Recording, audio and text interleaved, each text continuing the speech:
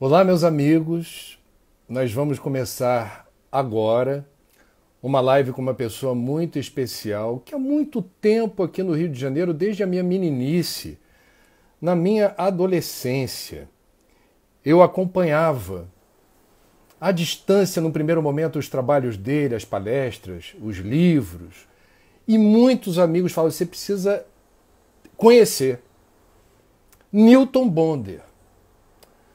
Rabino, intelectual, escritor, orador, participa de movimentos interreligiosos, é uma pessoa muito especial, já lançou mais de 20 livros, já foi premiado com a mais importante distinção da literatura do Brasil, que é o Prêmio Jabuti. Autor de A Alma Imoral, há 13 anos em cartaz. É impressionante a força e o vigor do espetáculo que também justificou um filme inspirado no livro de Newton Bonder, o filme de Sylvio Tendler, e que agora está lançando o livro, que é o ponto de partida do papo com ele, Newton Bonder, Cabala ou Cabalá e a arte de preservação da alegria. Querido Newton Bonder, muito obrigado por aceitar estar aqui com a gente. Imagina, um prazer, honrado de estar contigo, André. E Você eu me queria. fez, você fez me sentir muito velho. Quando eu era criança, eu era adolescente. Porque eu sou do Rio de Janeiro e a gente, enfim, especialmente os amigos judeus, Lilian Koifman, Hélio Aham. Griner, meus amigos de infância, Newton Bonder. Newton Bonder. E aí eu ficava, gente, Newton Bonder é alguém que eu preciso conhecer. E o tempo, o destino, me colocaram nessa rota, graças a Deus, de convergência com o seu trabalho. Eu admiro muito tudo que você faz, você é muito prolífico, você atua em várias frentes, eu não sei como é que você organiza o seu tempo em relação a tantas atividades. E eu vou começar porque eu acho que muita gente se interessou em te ouvir hoje de manhã e vai te ouvir depois, com a gravação da nossa conversa, sobre mais um livro da série. Me permita perguntar se a pronúncia correta é Cabalá ou Cabala? Cabalá em hebraico. O termo em hebraico é Cabalá. Uhum. Cabalá e a arte de preservação da alegria. Aí eu vou começar, mas assim, já dando aquela dividida, dizendo assim: em tempos de pandemia e de pandemônio político e econômico, com as pessoas muito aflitas, ansiosas, angustiadas, os estados depressivos que estão querendo virar depressão. Aí a gente dá bom dia para a pessoa responde assim: bom dia para quem? E aí eu resolvo presentear essa pessoa com o seu livro. O que ela haverá de encontrar para acreditar que ela tem algo a fazer em favor da alegria? O que esse livro nos conta? Então, André, deixa eu propor a você uma coisa antes de eu responder essa bola já dividida que você mandou. Queria propor da gente fazer. A gente tem esse costume na tradição judaica da gente dedicar uma conversa, um estudo a alguém. E nós temos um amigo comum, querido, que partiu poucos dias atrás, Alfredo Sirkis. Eu Sim, queria sim. dedicar essa nossa conversa a ele, porque ele tem muitas dessas convergências que você falou e trazer o nome dele aqui. Bem lembrado. Mas, é, então, realmente, esse livro não foi programado para sair no meio de uma pandemia e de um pandemônio como a gente está tendo hoje. Tá? É uma série, né, e eu venho escrevendo esses livros. Talvez a coisa mais curiosa é que eu acabei me preparando muito bem para uma quarentena, porque são 7 livros a serem escritos, então não falta o que fazer. Mas esse livro ficou então programado. Eu fui fazendo um livro sobre risco, depois um livro sobre cura, e estava esse aqui programado para esse período mais ou menos e acabou saindo. E realmente é uma pergunta que as pessoas me fazem. Outro dia uma amiga me disse assim: nossa, precisa de muita cabala para ficar alegre num tempo como esse. Então, assim, meu convite não é para a gente ficar bobo alegre. Porque se você for ficar alegre num período de tantas, né, de momentos de tanta dificuldade, de sofrimento e também de insegurança que a gente está vivendo no país, né, no nível político. Então, não é um convite a isso. Ao mesmo tempo, eu acho que tem uma importância pensar a alegria nesse momento, até porque a primeira coisa que eu tento fazer no livro é fazer uma definição, porque normalmente as pessoas fazem uma troca, uma confusão entre alegria e felicidade, que são duas coisas totalmente diferentes, né? Porque a felicidade ela tem a ver com as coisas que acontecem com a gente, né? A gente fica feliz desde quando a gente é pequenininho, bebê. É uma coisa agradável, a gente fica feliz. É uma coisa desagradável, a gente fica infeliz, né? A alegria não é estar feliz. A alegria é uma disposição, é uma vitalidade que a gente nasce com ela, né? Que se alimenta de emoções. A vida é cheia. Viver a gente estar interagindo com emoções. Às vezes as emoções são aquelas que a gente, né, categoriza como sendo boas emoções, outras nos trazem estresse, dificuldades, mas elas são, nos dois campos, elas alimentam essa força vital. E uma criança, você vê isso muito claro numa criança. Uma criança ri alegre e uma criança chora alegre. Por que ela chora alegre? Porque ela grita, o choro dela é de vida. É um desejo de comer, de alguma coisa que está espetando. Ela está ali brigando por si. E a alegria é essa disposição. Então, nós talvez precisemos mais de estarmos alegres agora, em 2020, do que talvez tivéssemos necessidade em 2019. Nós somos incompetentes para cultivar alegria, invigilantes, ignorantes. Por que é tão difícil a gente realizar essa nobre tarefa, esse nobre ofício da preservação da alegria? O que nos falta? Então, no livro, a minha preocupação era isso, explicar que como você tem isso inato, né, essa alegria, ela é a própria vida, é o sopro, é parte de Eros mesmo, né, desse desejo passional de viver. Você vê que uma criancinha, bebê, vem ao mundo, às vezes com problemas de saúde, e ela briga para viver. Né? Por que ela briga para viver se ela não sabe se é bom ou se é ruim? Então, assim, essa força que a gente tem, ela está misturada com essa alegria. Né? Então, eu acho que essa é o momento talvez mais complicado para a gente preservar essa alegria, porque o livro vem marcando muito isso, de que o mais importante é saber preservar alguma coisa que você já tem. É que nós vamos fazendo no processo de crescimento e de formação, nós vamos fazendo essa confusão que eu falava antes, que é a gente achar que a gente quer só as felicidades, que a gente quer tirar do nosso contrato com a vida as infelicidades. E elas estão no contrato da vida. Às vezes em letra pequenininha, que nem aqueles contratos que você vai reclamar, mas quando você vai ver, está lá, né, especificado. Então, assim, quando a gente começa a querer controlar as coisas, que é uma decisão de uma criança, ela começa a tentar entender o mundo, e se ela não fica muito fixada em controlar, o que é controlar? É garantir que eu vou ficar sempre tendo as coisas boas, agradáveis da vida. Se você fica muito ligado nisso, você começa a perder a capacidade de preservar a sua alegria. No livro eu uso uma metáfora que eu acho absurdamente linda, que é a de um místico do século XVIII, Reb Nachman de Bratslav, que escreve uma história sobre a alegria, em que ele conta sobre a alegria da seguinte maneira. Ele diz que um rei, né, ele abdica do seu reinado, passa o trono para o filho, né, e diz ao filho, né, meu filho, trono é seu, né, fica com ele. Se você ficar com o trono e, né, conseguir ficar com o trono e ficar feliz, né, eu vou ficar muito feliz. Se você perder o trono, né, e você continuar feliz, eu vou ficar muito feliz. Então, acho que ali ele rapidamente assim, dá para perceber o que é alegria. A alegria é um trono, é um momento. O que é o momento agradável? Você está sentado num lugar confortável, um momento bom da sua vida. Se você ficar muito ligado em manter aquele lugar, permanecer, se agarrar no trono e não largar o trono, você vai prejudicar a sua alegria.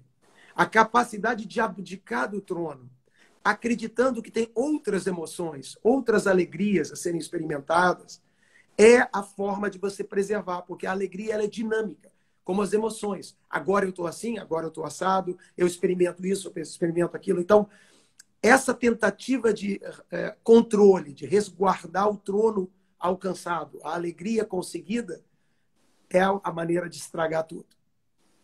Agora, Bonder, você concorda com a tese de alguns profissionais de saúde? Há na literatura também algumas obras que mapeiam ou tentam confirmar a tese de que, por alguma razão, as novas gerações estariam mais suscetíveis a uma tristeza persistente que, por vezes, culmina na desistência da vida. Estariam mais vulneráveis à experiência da dor e do sofrimento, da contrariedade, daquilo que não é, para essas novas gerações, sinônimo do que a gente aqui, grosso modo, chamaria de felicidade. As pessoas com mais idade, por vezes, se surpreendem dizendo: nossa, mas essa garotada tem muito mais do que eu tinha na idade delas, e elas se sentem muito mais infelizes do que a garotada da minha geração nesse período. Você dialoga muito com o jovem.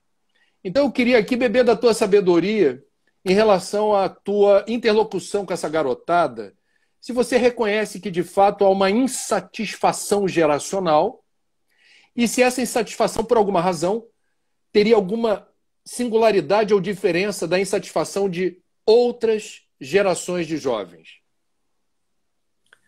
André, eu acho que sim. Eu acho que a gente... O que acontece com o mundo? O mundo apesar da gente ter tanta disparidade, né? A gente vive num país onde você só vai responder a sua pergunta falando para quem? Que jovem é esse? Né? Mas, de maneira muito extensiva, eu acho que o mundo é um mundo muito melhor. Tá? A gente, claro, tem as precariedades horrorosas do nosso país, do mundo todo. Num período desses de pandemia, a gente, então, é muito visual, né? Muito presente essas disparidades e precariedades.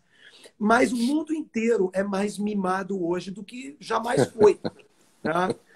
Assim, um rei do século XVIII, quando ele tinha dor de dente, ele tinha dor de dente. Né? Então, hoje, qualquer pessoa, né, tem acesso a uma aspirina, alguma coisa, né, alguma coisa que vai tirar a dor. Então, assim, é um mundo muito mais confortável para todos. É real isso. Né? Então, isso impacta a todos nós, porque o que faz esse mimo? Esse mimo, ele faz você ficar muito acostumado e achar que a vida, ela você trabalha muito isso. A tristeza tem uma relação muito grande com o consumo. Uhum. Tá? Porque o que é, na verdade, tristeza? No livro eu tento explicar que a tristeza não é o contrário da alegria. A alegria é uma disposição. Então, ela não tem o contrário. Ou você tem a disposição, ou você não tem a disposição. Então, a alegria, a tristeza é uma falta da disposição para as emoções que a alegria tem e que o triste não tem. O triste, ele não quer sentir emoção. Ele está, por alguma razão, machucado e ele quer dormir, ele quer ficar longe das emoções. Né? Então, o que acontece quando a gente fica mais mimado? O mimo tende a fazer você ficar interessado e ficar num lugar agradável. Você perde um pouco esse lugar mais selvagem e alegre da vida, que é de experimentar coisas boas, rigores, você ter a alegria da conquista, né, em cima de alguma situação de adversidade, é imbatível. Não pode ser suprida por um pai, por uma mãe ou pelo Estado que te oferece uma coisa de presente. Né? Então, assim, essa relação com a vida direta é que supre, que preserva essa alegria. Então, eu acho que a gente tem hoje, né? Óbvio, isso é diferenciado, tem bolsões de toda ordem, é muito importante que você olhe cada grupo com as suas realidades, mas, de modo geral, essa geração é uma geração que enfrenta mais essa questão, né, do que as gerações anteriores, que tinham uma vida, em geral, mais precária. Como é que você, como um líder espiritual, um representante das tradições, vê a saída para a gente construir uma cultura de paz? Porque cultura de paz é algo que une representantes de várias tradições. Existe uma ética civilizatória que aponta na direção da convergência, respeitando-se as diferenças. Você tem um livro que eu gostei muito de ler, que é esse Tirando os Sapatos, O Caminho de Abraão, Um Caminho para o Outro, que você fala daquela peregrinação com representantes de outras tradições e um diálogo muito rico e muito proveitoso que inspirou você a escrever o livro. Como é que a gente constrói uma cultura de paz num momento particularmente tenso no Brasil, de tanta beligerância, hostilidade, antagonismo? Qual é o caminho na prática para a gente desarmar os espíritos na direção da construção de pontes e não de muros? Pois é, isso é um esforço de 4.000 anos, tá? Pelo menos, né? E a gente tem que ter, por um lado, a gente tem que ter a resiliência de aceitar que essa é uma transformação difícil. Nós somos bichos. Eu acho que a pandemia nos mostra, né, não só na dimensão do corpo que nós somos, que é vulnerável a coisas que a gente não enxerga, né? Mas nós estamos brigando com instintos, né, que foram, inclusive, turbinados pela nossa consciência. Né? O ser humano ficou esperto e com essa esperteza a gente consegue canalizar certos instintos numa magnitude que nenhuma outra espécie experimentou. Né? Então, assim, a gente tem que ter muita tranquilidade assim, de que isso está se construindo. A gente não pode perder essa positividade. Né? A inteligência, ela se sobrepõe à ignorância, né? Porque ela é um aspecto evolutivo. E como nós somos, exatamente porque nós somos um bando de animais também, né? Nós temos um compromisso com a evolução, com a sobrevivência maior. Então, a gente acaba tendo que acolher a nossa inteligência e fazer as escolhas inteligentes, não as escolhas ignorantes. Mas isso é um trabalho muito difícil, porque depende da educação, é uma geração que tem que engatar em outra geração, que tem que produzir. Então, por um lado, a gente tem que ter paciência, por outro, a gente tem que ter proatividade. Né? E eu te dizia, a alegria ela é um elemento muito importante. Né? Você sabe que eu estava outro dia conversando com um amigo e falando que cada tradição religiosa ela tem uma maneira de preservar a alegria que lhe é própria. Né? E que é muito importante, porque é um discurso, uma narrativa que cada uma resolveu enfatizar. Então, assim, de maneira muito grosseira, tem outras tradições, e tudo isso eu estou falando de maneira muito genérica, mas eu acho que é ilustrativo. A tradição espírita, por exemplo, né, ela está muito nessa dimensão da alegria que eu chamo no livro de física, que é uma alegria do começo, do recomeço. Porque uma das coisas mais importantes da alegria é você acordar de manhã e o dia está 0 quilômetro. Está zerado. Você começou um dia novo. Não aquela coisa que ficou pendente. Acordei e todas as questões de ontem caíram na minha cabeça.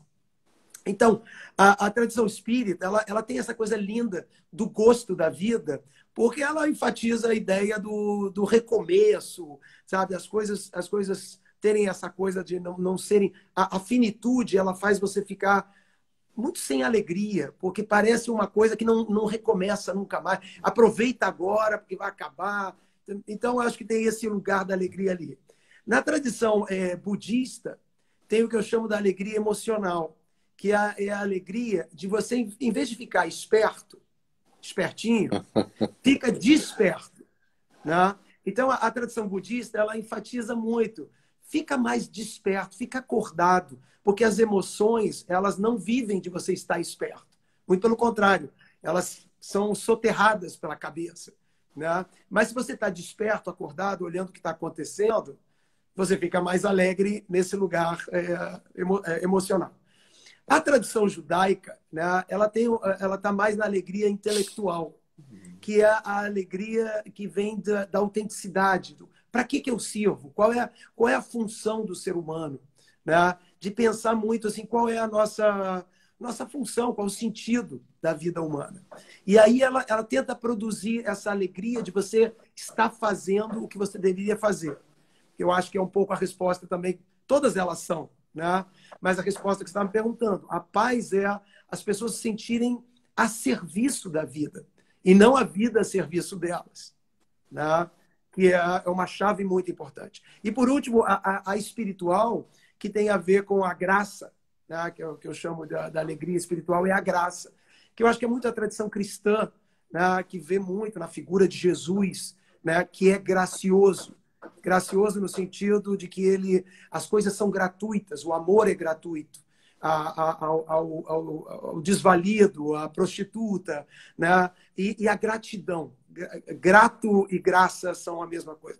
Então, assim, as tradições, elas tentam produzir essa alegria de vida que nos mantém, nos sustenta, e nós, com o recurso da inteligência, a gente vai chegar longe. Melhor do que a gente já chegou agora, que já é muito do passado bárbaro, realmente bárbaro, que nós tínhamos. Bom, você está no Brasil, você é gaúcho, mas é carioca de coração, eu suponho. E eu queria saber o que você teria a dizer para os irmãos candomblecistas e umbandistas que estão padecendo na prática e todo dia a violência da intolerância religiosa, com o fechamento dos terreiros, a expulsão de seus adeptos dos seus lugares de credo e de fé. Isso tudo num país laico, mas em certos lugares do Brasil, e no Rio de Janeiro isso é fato, existem territórios sob o domínio de criminosos que, por vezes, convertidos a denominações, nesse caso cristãs radicais, constroem essa imagem diabólica associada ao mal dessas tradições. Por que eu estou perguntando isso para você? Porque os judeus têm, na sua longa história, inúmeras experiências muito dolorosas exatamente das perseguições, por motivo de credo. Então, há algo a ser dito que empreste, eu diria, esperança para quem tem sido alvo de tanta violência, e não é nos grotões no Brasil, não, é aqui pertinho dos grandes centros urbanos, é algo que me deixa muito assustado e perplexo. Muito bom você trazer isso, até porque quando eu fiz essa descrição de tradições, né, eu obviamente não falei de todas, e a tradição afro-brasileira, na questão do quesito alegria, ela é muito importante, né? Muito importante. Você sabe que já dos anos 80, eu fui por 2 vezes presidente do ISER, que hoje é o Viva Rio, está conectado ao Viva Rio. E nós, naquela época, já fazíamos um esforço muito grande, porque essa guerra religiosa no Brasil já existia desde aquela época. E Mãe Beata, né, de boa memória, uma pessoa muito importante que começou a fazer essa resistência na Baixada Fluminense. Né, são questões de 3 décadas e meia atrás que são, infelizmente, totalmente atuais hoje. Então, isso é parte desse lugar ainda bárbaro do ser humano, né? De não reconhecer com apreciação todas as manifestações religiosas, respeitá-las, né? E o Brasil tem uma dívida, particularmente, né, com a questão da história da escravatura, e a religião afro-brasileira tem a ver com tudo isso, com a tentativa, inclusive, que nós judeus vivemos muito traumática de conversão forçada, né? Da tentativa de você não só não aceitar a tradição do outro, mas querer impor ao outro uma tradição. Isso é uma coisa, é um trauma, uma violência, e as pessoas lá atrás eram capazes de dar a vida para não fazer isso. Tal entendimento que elas tinham de que isso arruinava a integridade, elas preferiam não existir sobre essa condição. Então, é muito grave, muito grave. E o Brasil não pode permitir isso. Não, o Brasil hoje, a gente tem hoje Infelizmente, não foi um despertar aqui, foi um despertar nos Estados Unidos, né? Mas esse despertar, obviamente, nos faz ver que tudo que a gente enxerga que aconteceu lá, acontece aqui, eu acho que piorado, né? Porque a gente tem talvez menos gente ainda filmando, menos essa sociedade que tem mais recursos lá, então as coisas acontecem aqui de forma ainda mais grosseira.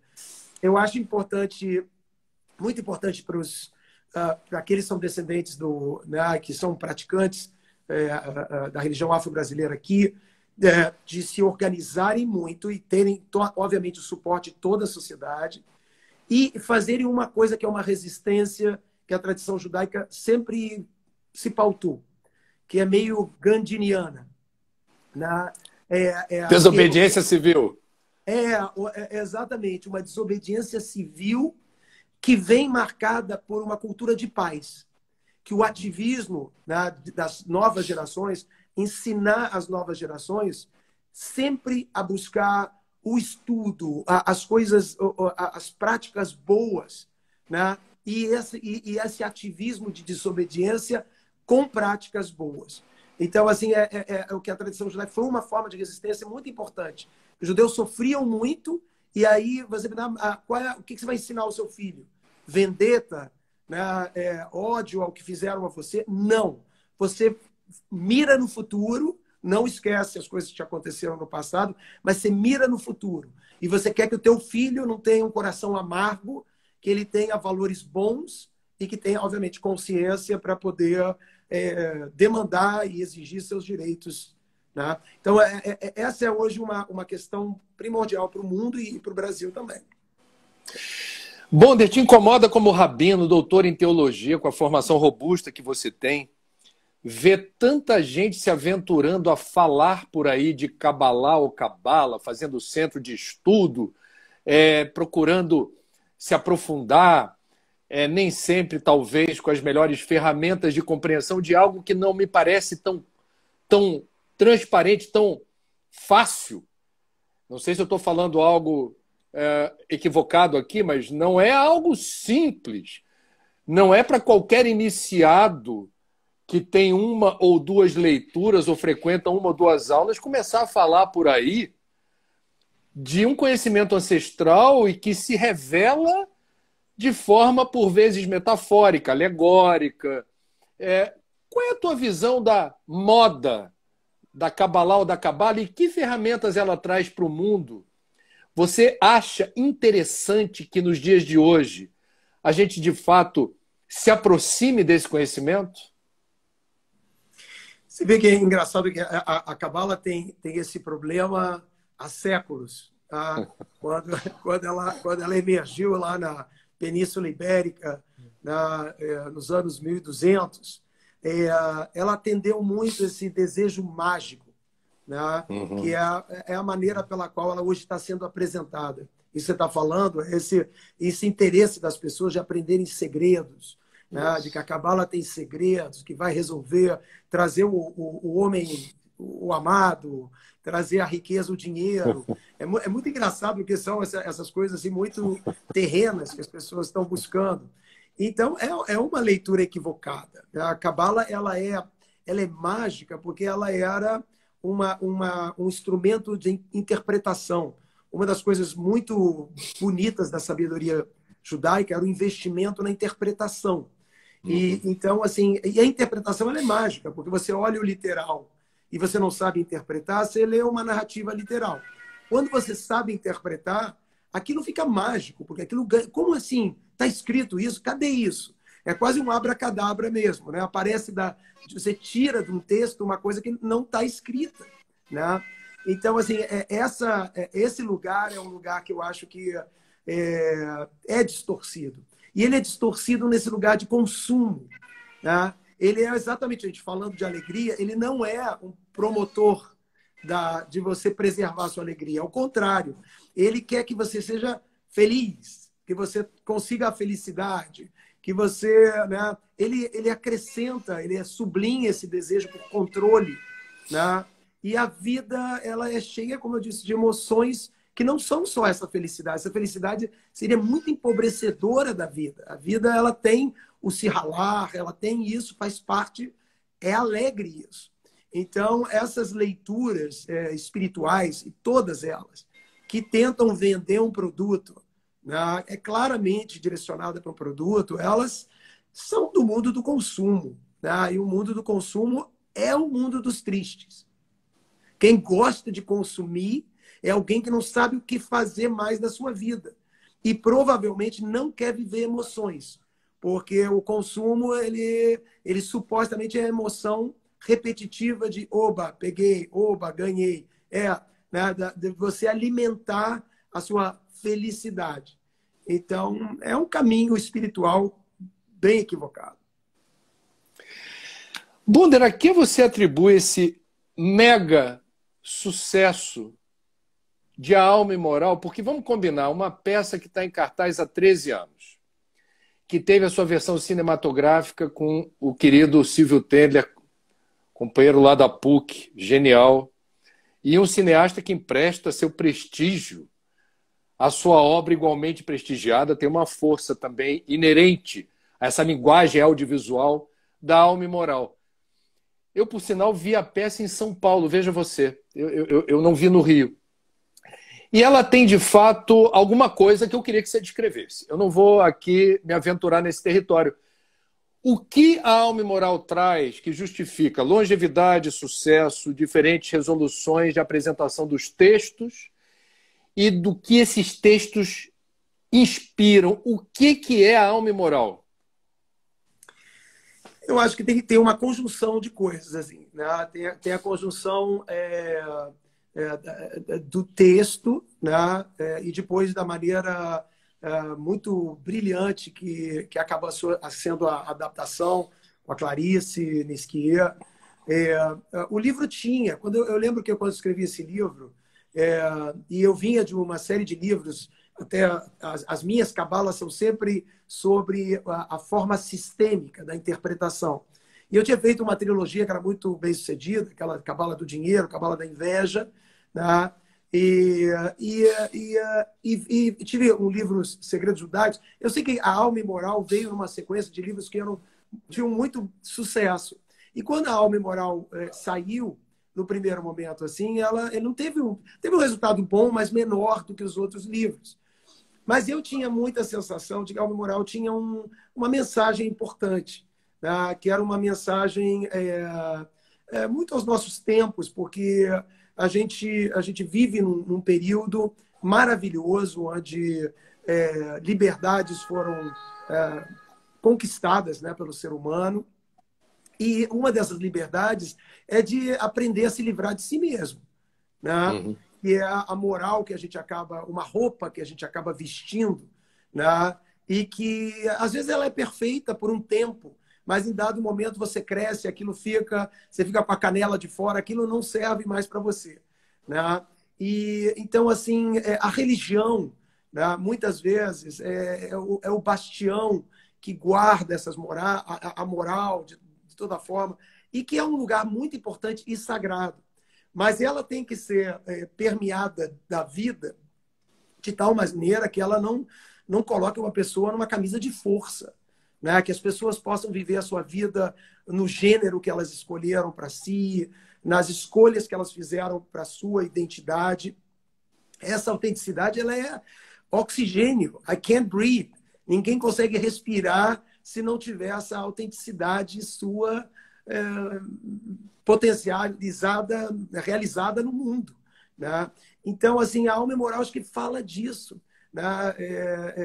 E chama atenção, mas ela não é, como às vezes as pessoas acham, um elogio à traição, só à transgressão. Ela é um elogio à traição a você mesmo. A roupa, essa camisa de forças que você colocou. Então, se você é muito libertino, se você faz coisas que estão muito soltas na sua vida, não tem raízes, não tem vínculos, o imoral é aprender a fazer essas coisas. Então, não é só numa via, é em todas as vias, né? Para quem for tendencioso numa direção ou em outra direção, aprender a ser imoral e se descobrir na sua verdadeira identidade. na sua nudez, que eu acho que aí ficou muito, muito forte, né? O texto, que era de um rabino promovendo o imoral, a transgressão, e entrando no teatro e uma nudez que não tinha sexualidade, não tinha uma nudez que era a nudez da alma. Tá? Então, isso tudo eu acho que trouxe as pessoas para um lugar muito da autenticidade, da experiência de autenticidade, como ela é fundamental para a vida. Como é que você transita no judaísmo? Porque nenhuma tradição, igreja, religião, ela tem um pensamento monolítico. A gente vai encontrar diferentes correntes de pensamento ou de interpretação ou de cosmovisão de uma mesma tradição com diferentes lideranças e pensadores.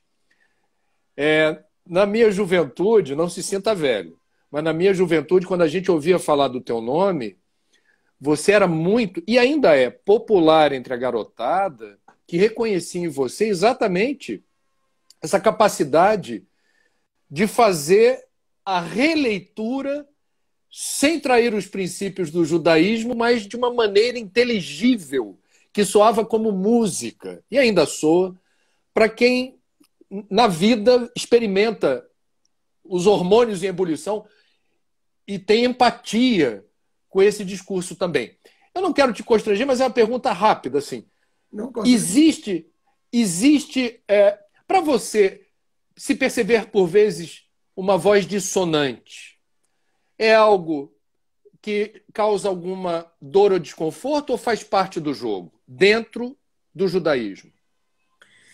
Então, assim, eu acho que a minha forma de atuação assim, sempre foi, como você descreveu, eu tenho um apreço à tradição enorme. Eu acho a tradição de uma riqueza, de uma sabedoria, de uma importância enorme. Então, assim, a minha rebeldia, ela não é uma rebeldia juvenil, né? No sentido de simplesmente uma contestação. Né? Eu leio dentro da tradição essas duas forças. Na alma e moral, isso estava muito presente. São duas forças muito legítimas. Eu acho que todas as tradições têm isso. Se elas tentarem sufocar uma dessas forças, elas perdem a conexão com a vida e com as pessoas. Né? Então, assim, eu sempre me pautei, eu sempre quis a tradição. Você vê que quando eu escrevo, eu vou buscar subsídios na tradição. Às vezes é uma leitura que outras pessoas fariam de outra forma. Né? Sempre você tem essa possibilidade de cada um puxar para sua maneira de entendimento, os mais lenientes para um lado, os mais rigorosos para o outro, assim vai. Mas eu sempre me pautei muito pela tradição. Então, assim, eu não gosto, como ninguém gosta, de você ser criticado, questionado. Muitas vezes isso vem de uma maneira, né, né, e nenhum de nós é perfeito. Então, às vezes, você faz uma coisa que mandou mal mesmo, você exagerou de um lado. Né? Então, assim, a crítica é sempre difícil e é um aprendizado, um crescimento para todos nós lidar com a crítica. E eu escuto muito a crítica. Né? Para mim, ela é muito importante e eu sempre acho que ela tem alguma coisa de verdadeira. Eu sempre dou um benefício da dúvida crítica. Eu acho que ela é importante. Outro dia eu ouvi uma frase da Clarice Lispector, que é muito linda, que ela dizia alguma coisa tipo: o meu medo me conduz ao lugar que eu quero. Né? E a crítica também, que ela tem a ver com o medo. Né? Porque a crítica, normalmente, o que é uma crítica? Toca ali no nervo das suas inseguranças, dos seus medos, né? E normalmente ela tem umas dicas impressionantes para você melhorar, crescer, né? Então, assim, a crítica sempre foi para mim também um apontador, né, de direção, né? E eu a considero sempre. Então, assim, quando você consegue ficar com ela nesse lugar de uma honestidade para com você mesmo, então, ela não tem o mesmo efeito, né, de que alguém vai entrar, de repente, pela porta e assim: você está errado, você é falso, e te desconstruir num lugar que a gente fica assustado. Mas eu estou sempre escutando, porque já mandei mal, já entendi errado, já entendi pouco. Quando fui entender melhor, vi que era mais profundo e que eu não tinha uma leitura ainda adequada, né? Então, acho que isso ajuda a gente a aceitar e aproveitar essa. Eu acho que a gente não cresce. Uma das coisas interessantes é que quando a gente está na escola, a pior coisa é a prova, né? A prova, né, para uma pessoa madura, é a coisa mais deliciosa que tem na educação, porque é o acesso ao que você não sabe, né? É dali que você vai tirar uma informação do que você não sabe. Aquilo poderia ser um tesouro, mas a insegurança da gente faz ver aquilo como um pesadelo. Bonda, certa vez eu tive a honra de ser convidado por você para estar naquele lugar aonde que é o Centro Cultural e de Estudos Midrash, que você tão bem ajudou a organizar e constituir, de tanta troca de informação, de conhecimento, interações intermitentes. E a gente foi falar lá sobre prevenção do suicídio. E eu tive a honra de ter você durante um tempo ali junto. E aí fizeram uma pergunta para mim sobre a tradição dos hebreus de não enterrar o suicida em solo sagrado. Aí eu falei, eu não vou responder não, porque temos um rabino no recinto, deixa eu passar essa bola. E a sua resposta foi tão bonita e tão importante, eu desconhecia essa informação, que eu a citei dia desses, no Papo das 9, que todo dia a gente tem durante a pandemia aqui, no Instagram e no YouTube. E eu queria pedir a gentileza, isso tem conexão com a alegria, porque talvez o suicídio seja o apagão da alegria, da esperança, da luz no fim do túnel. E eu queria começar já enveredando aqui, temos mais alguns minutos até o final, infelizmente, da live, começando por essa questão pontual que alude ao que realmente há de verdade na impossibilidade do corpo de um suicida não poder ser enterrado em solo sagrado no cemitério judaico. O que tem de verdade nisso? Primeiro que não é que ele não pode ser enterrado, ele era enterrado, né, isso é uma tradição que tinha, próximo ao muro, que era considerado uma maneira de vexar, era uma coisa assim de... Né? Mas por que aquilo era feito? Eu acho que tem uma distinção muito importante a ser feita. Hoje a gente tem muita clareza de que certo tipo de suicídio é uma dificuldade química que as pessoas têm, é uma doença, né? E que se não houver realmente um tratamento difícil, químico e com acompanhamento e tudo mais, essas pessoas têm um sofrimento tão grande, que a gente não consegue avaliar, e os nossos valores que dizem a vida acima de tudo, né? Isso está dentro de uma normalidade. Quando você tem algum tipo de uma patologia, né? Esse sofrimento ele é tão insuportável que a escolha dessas pessoas não é uma escolha... nós estamos falando de um outro padrão e uma outra realidade. O que a comunidade judaica tinha? Ela tinha uma preocupação de enfatizar o valor da vida. Ela queria dizer para as pessoas, né, que se você não tem um problema dessa natureza e você perdeu todo o seu dinheiro, você teve uma coisa muito ruim que aconteceu, ou você tem coisas muito difíceis na sua vida, de novo, que você... aqui você não é dono da sua vida, você é uma pessoa que a vida foi emprestada para você vivê-la. Tá? Eu acho que parte, às vezes, desse lugar é a gente perder a noção de que a gente tem um serviço a cumprir. Né? A gente tem uma função. Como o mundo hoje diz que a gente é uma biografia, eu sou um indivíduo isolado, as pessoas têm mais facilidade em dizer assim, bom, não estou gostando da minha vida, eu sou dono da minha vida e vamos lá.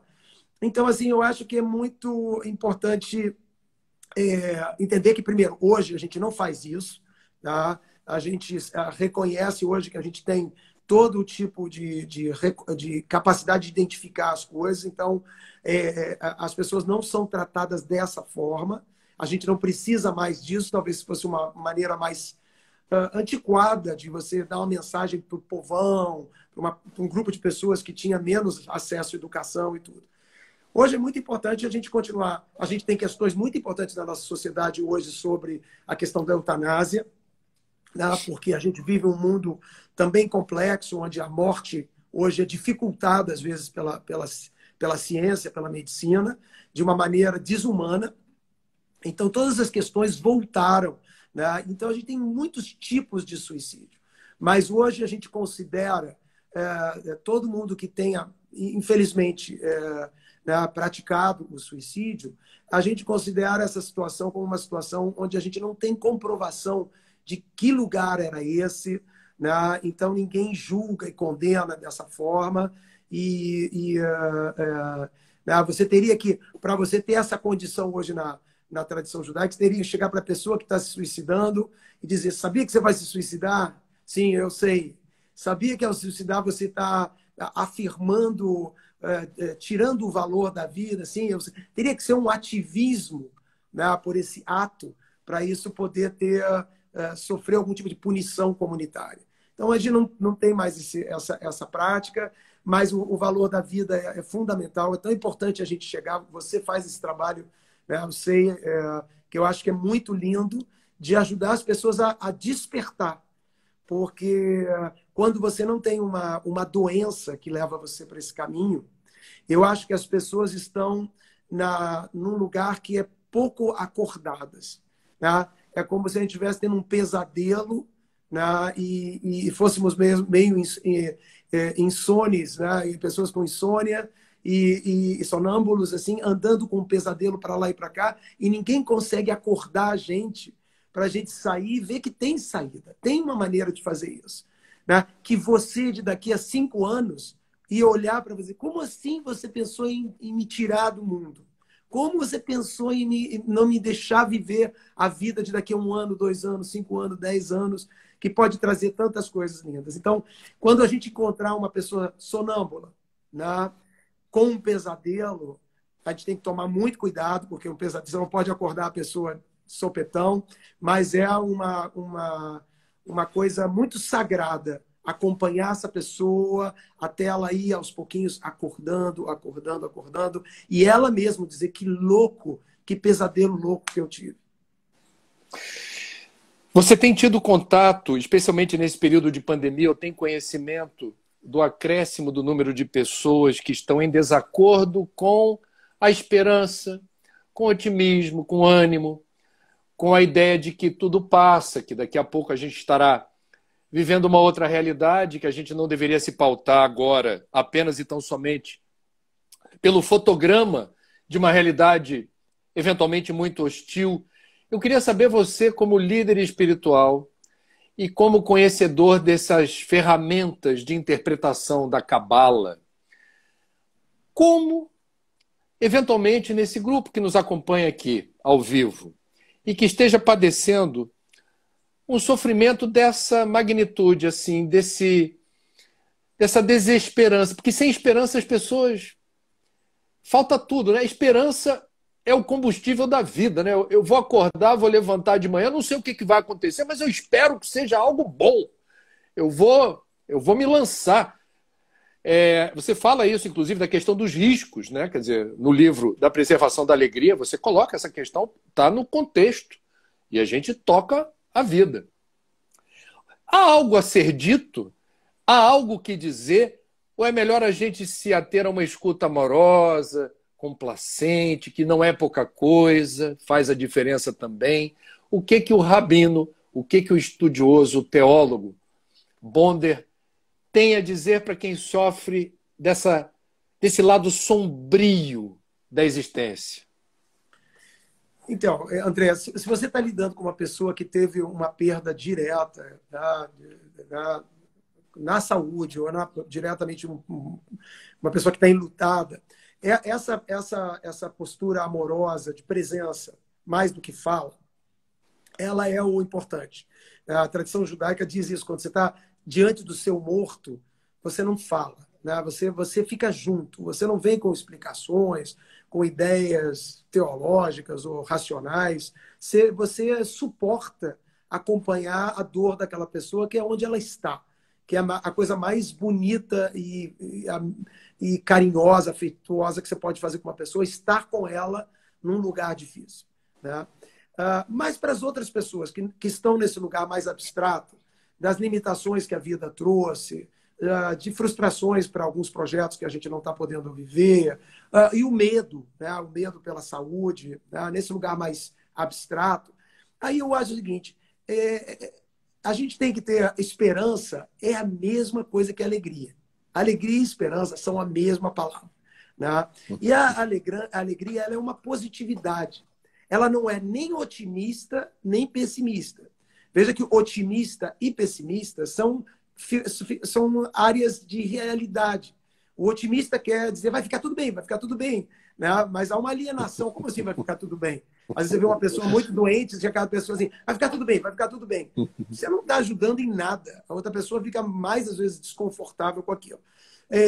Ou chegar e dizer, está tudo horrível, a gente vai acabar, o mundo vai acabar, não sei o que lá. Então, essas posturas, elas refletem medo. Mesmo o otimista é um medroso. É alguém que está tão imbuído do medo que ele prefere, é uma escolha.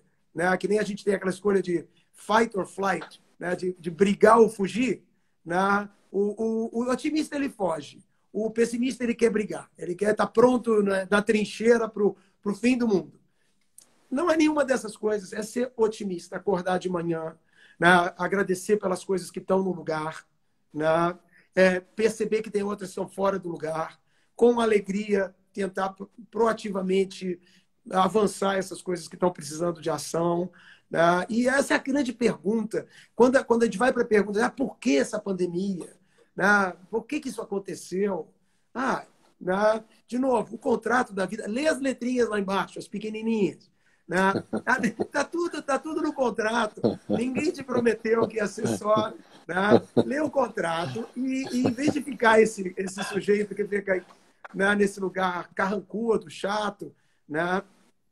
A pergunta não é por que isso aconteceu, o que eu tenho que fazer, o que eu tenho que fazer, né, pessoalmente, para a minha coletividade.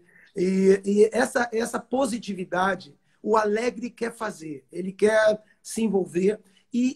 Eu, às vezes, tenho dito isso.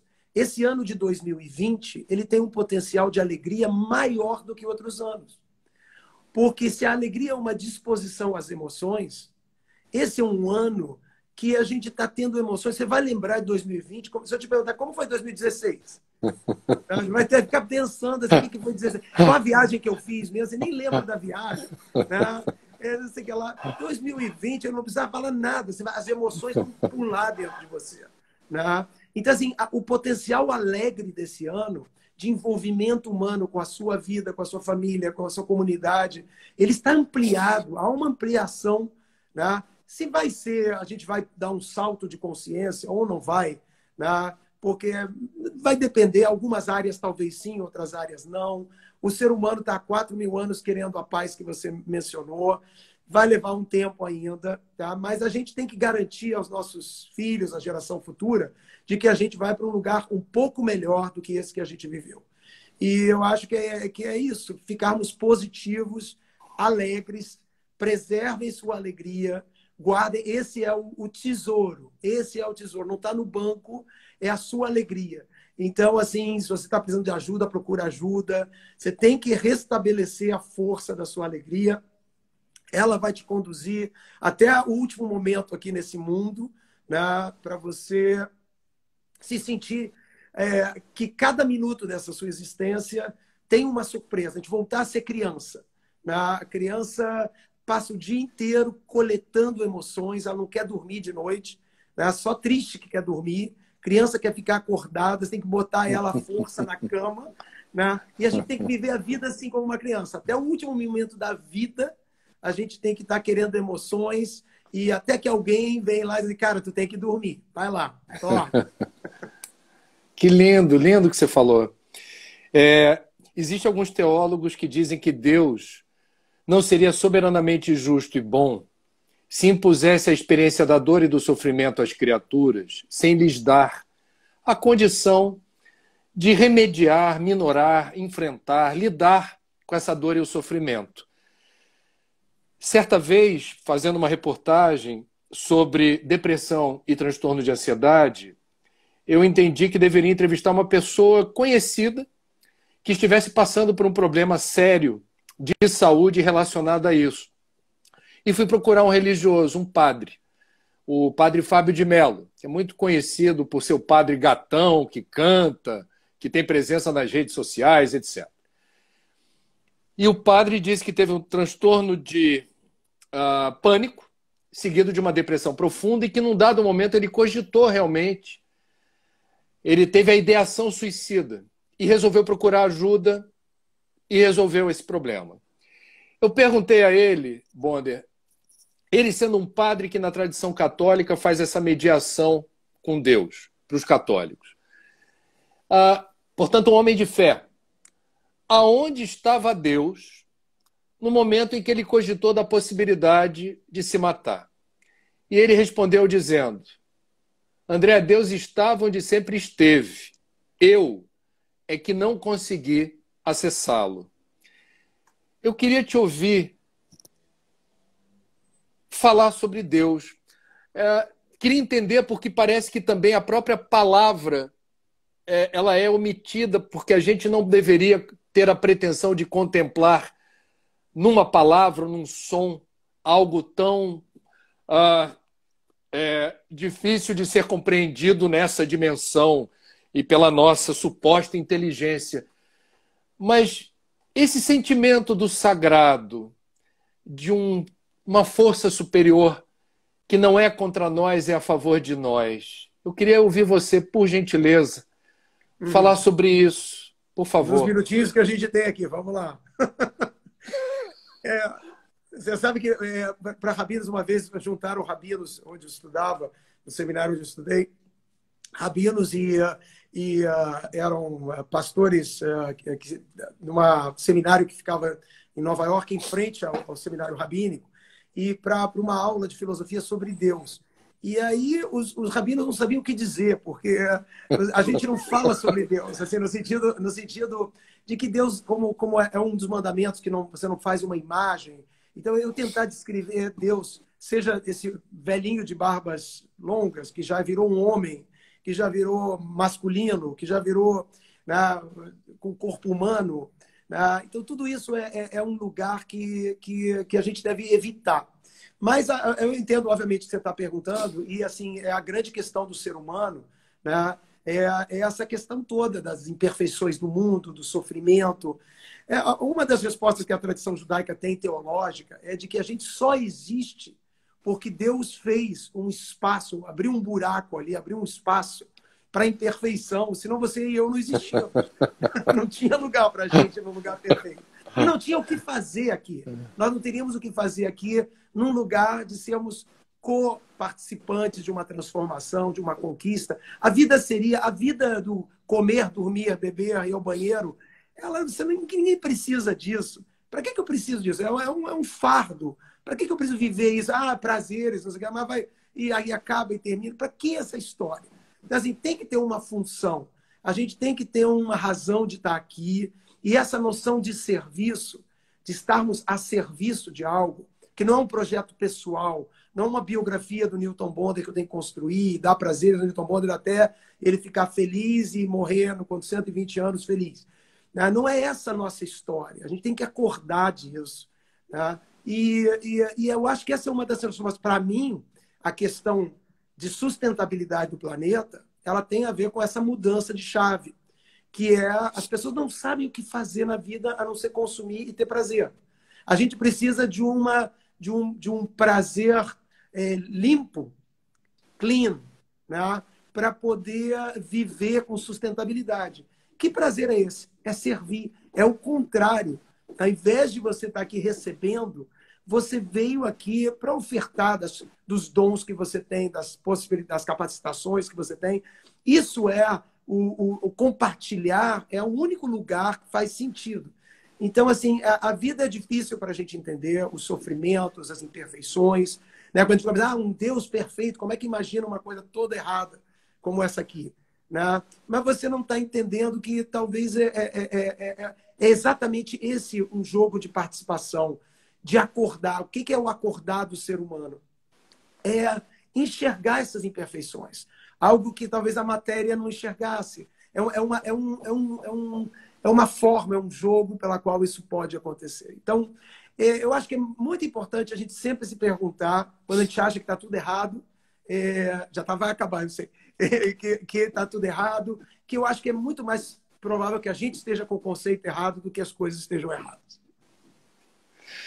Bonder, sem palavras, com toda a sinceridade, para manifestar assim a gratidão de você durante 60 minutos, que na tua agenda é algo muito importante para quem foi merecedor de 60 minutos do compartilhamento da tua energia, da tua alegria, da forma como você lê o mundo, interpreta os problemas do mundo, os desafios do mundo. Me dá alguns segundos para eu virar tiete também, porque eu te acompanho e você, a mesma coisa eu posso dizer para você, você faz 1 milhão de coisas, às vezes eu te vejo na rua, no helicóptero, dando opinião, você está em tudo que é lugar, brigando por tantas causas importantes, sabe? É muito importante que você faz, André, nessa área de ecologia, dessa área de sustentabilidade, uma voz para todos nós. Obrigado mesmo, de coração. Querido, muito obrigado. Eu espero te ver presencialmente assim que possível. Em breve. Força, coragem, fé, saúde, longevidade e